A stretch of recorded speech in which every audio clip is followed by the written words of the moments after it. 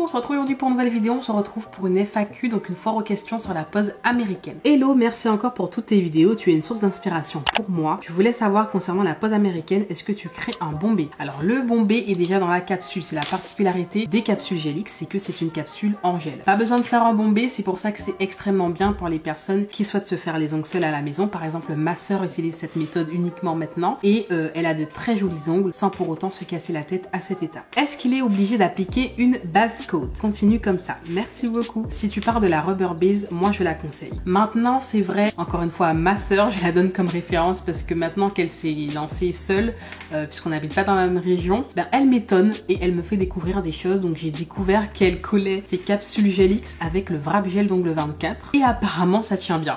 Donc moi j'étais en mode mais qu'est-ce que tu fais? Tu colles ça avec le Wrap Gel, il faut une rubber base. Et elle me dit mais qu'est-ce que tu racontes? Je fais ça depuis des semaines, ça tient très bien. Moi je ne conseille pas puisque la logique serait d'avoir quelque chose de flexible, de souple en dessous. Pour moi le gel de construction, vous aurez plus de possibilités de casse puisque la partie où il y aura le gel de construction sera solide et le bout sera souple. Alors coucou, j'ai un problème de tenue, les capsules sortent entre 1 et 2 jours. Alors ça ce n'est pas normal, je te conseille mon livre sur les casses et les décollements. Tu trouveras réponse à tes questions, il y a dedans les bases pour comprendre pourquoi les ongles se cassent et pourquoi les ongles se décollent. Vous verrez les différents types de casses et les différents types de décollements, que ce soit pour les capsules ou pour le chablon. Et donc tu comprendras tes erreurs au niveau des capsules, que ce soit capsules pour les poses complètes, les poses traditionnelles ou les poses américaines. Une pose américaine courte est-elle possible sans que le bombé soit mal placé? Alors là tout dépend si tu parles de raccourcir une capsule qui est longue ou d'avoir une capsule qui est déjà courte. Moi je te conseille d'avoir une capsule qui est déjà courte parce que là du coup tu ne vas pas tricher, si je peux dire ça comme ça, sur une capsule qui a un bombé fait pour cette longueur, etc. Maintenant tu peux raccourcir ta capsule. D'ailleurs je suis enfin contente de faire cette FAQ pour répondre à cette question parce que vous me la posez beaucoup. Vous pouvez raccourcir la capsule, il n'y a pas de souci. La structure sera plus ou moins modifiée selon à quel point vous raccourcissez. Si vous passez du tout au tout, là ce sera, voilà, le bombé sera un peu plus vers le bord libre. Mais si c'est de quelques millimètres, voire même un bon centimètre, on va dire ça, ça va.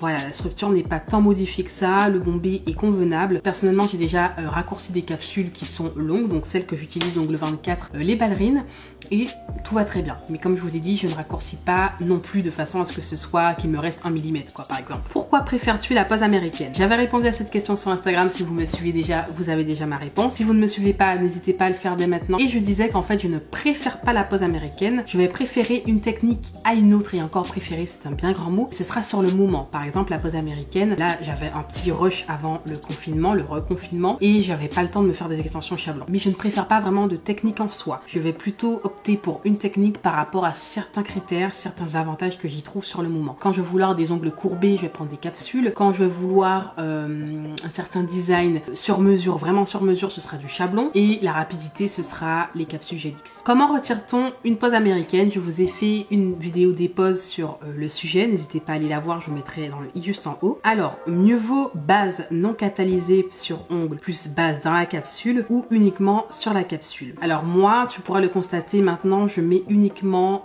dans la capsule puisque quoi qu'il en soit, ça reste de la base qui va venir sur l'ongle, quoi. Je fais carrément tout en un. Au pire, avant, la toute première fois, tu pourras le voir dans la vidéo crash test, j'avais mis la base, j'avais catalysé et ensuite j'avais collé les capsules avec la base. Donc j'avais catalysé. Maintenant, mettre la base non catalysée plus appliquer la capsule avec la base non catalysée pour catalyser le tout, je trouve que ça c'est du temps perdu. Je sais pas si tu vois ce que je veux dire. Alors, cette question. Si on a une mini bulle d'air catalysée, on est sage et on retire tout ou on fait l'aveugle? Alors bien sûr, on est sage et on retire tout. Je vous l'ai dit dans ma vidéo crash test, j'ai eu quelques bulles d'air et j'ai retiré la pose quelques temps après la vidéo. Donc ne laissez pas une pose avec des bulles d'air parce que vous risquez des infiltrations en fait et ce n'est pas marrant. Quand vous voyez que votre ongle devient vert à des champignons, enfin croyez-moi, vous n'aurez pas envie de faire la même bêtise. Donc peut-être que vous dites ça parce que ça ne vous est pas encore arrivé. Donc ne faites pas ça, ça vous abîme les ongles puisque par la même occasion votre ongle a macéré, quoi. Donc votre ongle devient mou, faut attendre la repousse complète. Ne faites pas de bulles d'air. Alors, est-ce que... Ah, il y a des questions intéressantes. Est-ce que c'est plus comme des faux ongles ou comme des ongles en gel, la sensation? Je pense que tu dois me parler des capsules ou les extensions sur chablon. La sensation que moi j'ai, ce sont des extensions sur chablon. Après, on est peut-être différent différent. Peut-être que pour d'autres ce sera une impression de plastique. Mais pour moi, niveau sensation, légèreté, ce sera l'extension sur chablon, même au niveau du rendu. Alors, est-ce qu'il y a plus de chances de s'arracher l'ongle quand on le coince ou je ne sais quoi, plus dangereux pour l'ongle? Alors ça, je veux pas te faire peur, mais ça, peu importe la pose, l'extension que tu feras, dès qu'il y a un peu de longueur, que ce soit chablon capsule, si tu te coinces l'ongle quelque part, forcément, tu risques de te casser l'ongle, de te le décoller, voilà. Peu importe la technique, ça risque de se faire. Donc je ne peux pas dire que c'est plus dangereux ou non, c'est un peu délicat. Surtout que ça dépend du choc, ça dépend de chacun, voilà. Alors, on peut refaire une construction en gel par-dessus. Tu peux, mais tu vas perdre la fonction, si je peux dire, Sauerkopf, donc la fonction de fonte où tu vas pouvoir faire fondre tes capsules. À la dépose, soit tu vas devoir limer tout le gel pour atteindre les capsules et ensuite faire fondre, ou alors tu vas devoir tout limer. Comment se passe le remplissage avec les capsules américaines Bisous? Alors ça aussi, vous êtes beaucoup à vous poser la question, j'ai un peu répondu juste avant, qu'on peut mettre du gel si on veut. On peut également faire un remplissage. Alors, il y a plusieurs écoles à ce niveau. Il y a des personnes qui vont dire mais pas du tout, c'est pas du tout fait pour ça. Il y a des personnes qui vont se dire mais c'est pas du tout fait pour ça, mais on peut faire un remplissage. Donc voilà, c'est comme vous voulez. Soit vous optez pour justement la fonction de fonte où vous enlevez tous les mois parce que justement c'est génial comparé au gel. Là on peut faire fondre. Il y a beaucoup de personnes qui ont attendu ça, qu'on puisse faire fondre du gel. Ce n'est pas possible avec le gel traditionnel, si je peux dire ça comme ça. Là c'est possible avec les gels X, donc pourquoi on va s'en priver? Donc voilà, si vous voulez faire fondre tous les mois vous pouvez, mais si vous voulez faire des remplissages vous pouvez également. Maintenant si vous voulez conserver l'aspect de fonte, vous pouvez faire des remplissages avec des rubber base. Donc ce que j'utilise dans certains tutoriels, vous avez des rubber base transparentes, colorées, donc beige, rose, et ça vous sert de gel de construction. Donc là vous faites votre construction avec, sauf que c'est un semi-permanent épais qui vous sert de construction. Alors comment faire si la forme n'est pas adaptée au rebord cuticule? Alors, n'est pas adapté aux cuticules. Moi, ça ne m'est pas encore arrivé avec les capsules Ongle 24, c'est pile ma taille. Mais effectivement, je me suis posé la question, comment ce serait si ce n'était pas la bonne taille? Il faut tout simplement limer.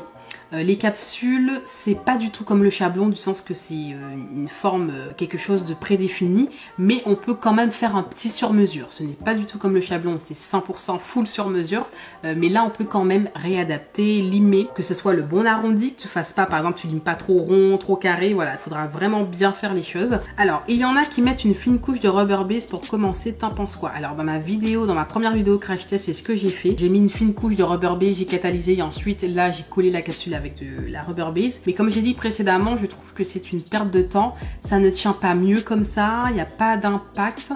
J'ai au contraire peut-être plus galéré parce que l'ongle était plus épais. Et combien de temps tu catalyses avec la mini lampe pour sécuriser? Alors de tête, je pense que je dois catalyser peut-être 15 bonnes secondes, voire 20. Voilà, le temps que ce soit bien sec, pas non plus une minute quoi. Alors, comment réussir les incrustations avec la technique américaine sur les reliefs qui sortent? Ça, je vous prépare un tutoriel dessus, parce que je sais que j'ai longtemps cherché à savoir justement est-ce qu'on pouvait faire des incrustations. On ne peut pas tout faire, c'est vrai que c'est limité à ce niveau, c'est pour ça que je ne pourrai jamais faire que ça, mais c'est possible de faire des incrustations et je vais vous le montrer. Alors justement, est-ce que cette méthode permet de faire autant de nail art ou c'est limité? Alors, faut savoir que quand j'ai essayé cette technique, je me suis dit mais c'est une technique qui est parfaite pour les personnes qui aiment se faire les ongles sans se prendre la tête à la construction. Je sais que moi j'ai des périodes où j'ai juste envie de me faire les ongles pour avoir un nail art de fou, avoir quelque chose de particulier, mais où j'ai envie de zapper la construction parce que sur le moment j'ai pas envie de me challenger à ce niveau, j'ai pas envie de faire la construction, j'ai pas envie de faire le bombé. Donc c'est une technique qui est parfaite pour les personnes qui sont créatifs, qui aiment le côté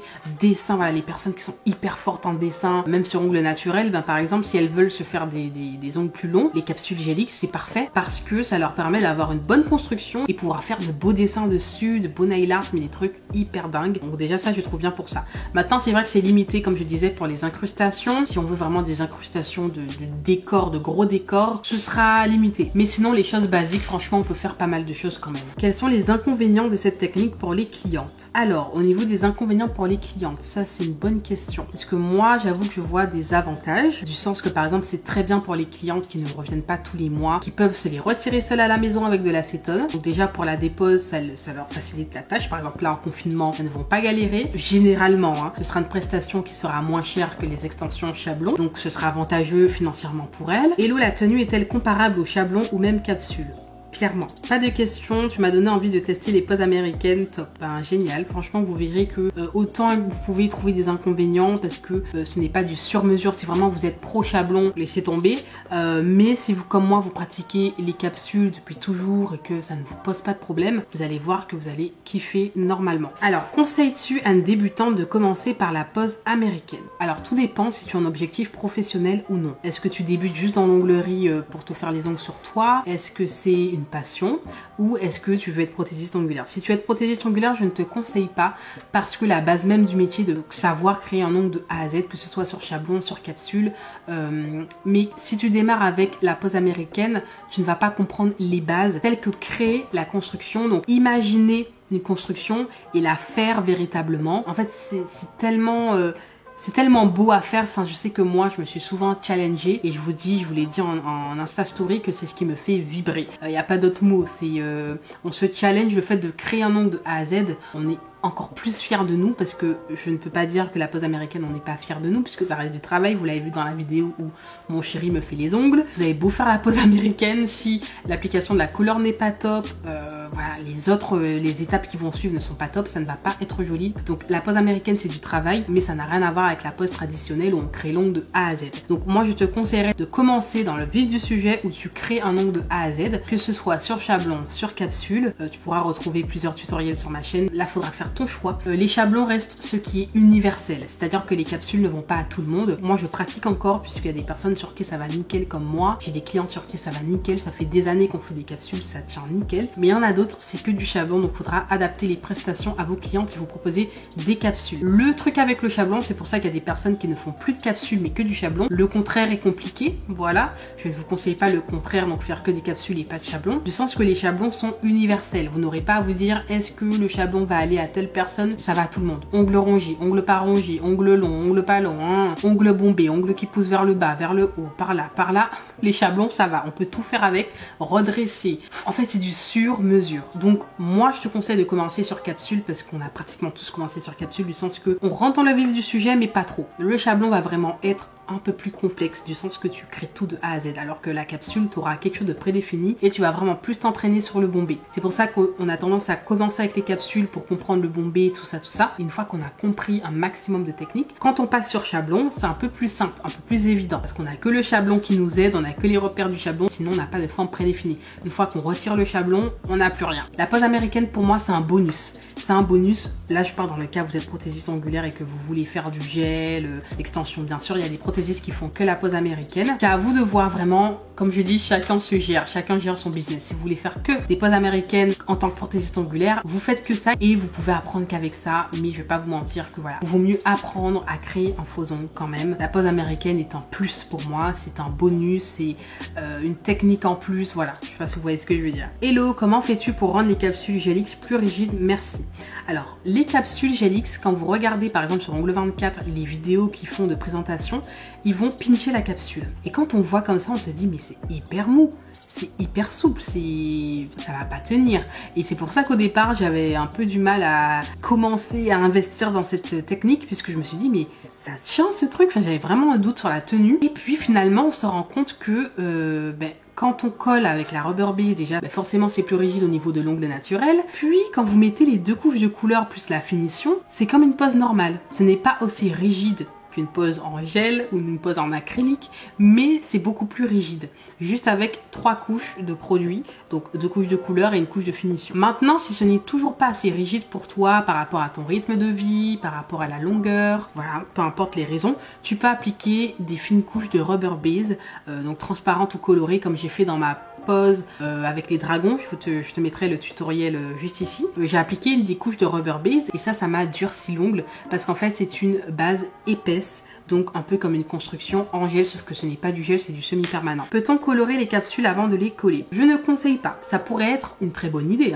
en soi, mais je ne conseille pas parce que tu ne pourras pas voir les bulles d'air si tu en as. Tu vas rien voir, tu vas coller à l'aveugle. C'est une très bonne idée pour aller plus vite, mais voilà, niveau tenue, tout ça, ce sera pas un good deal, quoi. On m'a aussi demandé est-ce que je ne pense pas que le métier va changer, enfin je sais pas comment vous expliquer, je pense que vous voyez ce que je veux dire, mais est-ce que ça n'a pas impacté le métier de prothésiste ongulaire, le fait qu'il y ait cette technique? Et j'expliquais que non, ça aussi je l'ai dit sur Instagram, il y a des techniques qui fleurissent chaque année et en fait il y en a pour tout le monde, il y a de tout pour tous, c'est une phrase que je dis tout le temps, il y a de tout pour tous. Pour voir plus loin que le bout de son nez, par exemple, vous ne serez pas du tout pose américaine, c'est votre choix, mais il y en a qui vont adorer. Je trouve personnellement qu'il n'y a rien de mieux que le fait de créer un ongle de A à Z, ça reste l'essence du métier, mais il y a des prothésistes qui font que ça. Voilà, ce sont des cas particuliers. Par exemple, j'ai discuté avec une prothésiste qui est allergique au gel. C'est vrai que c'est un cas que j'avais complètement oublié. Je sais pas si elle a fait une vidéo parce qu'elle est également sur YouTube, j'essaierai de vous mettre si jamais elle a fait une vidéo, elle en parle. Et elle est allergique au gel, elle m'a montré les photos, les vidéos de ses mains. Mais effectivement, il faut penser aux gens qui sont allergiques au gel, c'est affreux et ça a sauvé leur vie, c'est une alternative. C'est également très bien si vous voulez prendre plus de clientes dans la journée, c'est votre choix, c'est votre business, vous faites ce que vous voulez. Il y en a qui, comme moi, proposent ça en plus et même si elles le font en minorité, elles le proposent en plus. Et voilà, il y en a qui se sont finalement découvert une passion pour ça, pourquoi pas.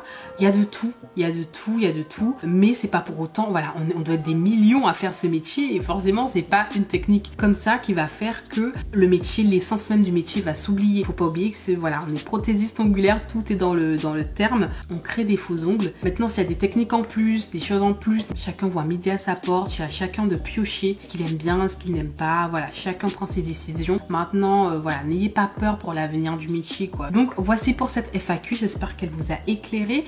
Bien sûr, il y aura des tutoriels. Comme je vous ai dit, je vais vous montrer comment faire des incrustations paillettes particulièrement. Ouais, il y a beaucoup de choses qui arrivent. Donc, voilà, je vous dis à la prochaine vidéo. J'attends vos retours en commentaire également. N'hésitez pas à liker si ça vous a plu, ça fait toujours plaisir. À vous abonner pour ne pas manquer les prochaines vidéos. Et on se dit à la prochaine. Bye bye.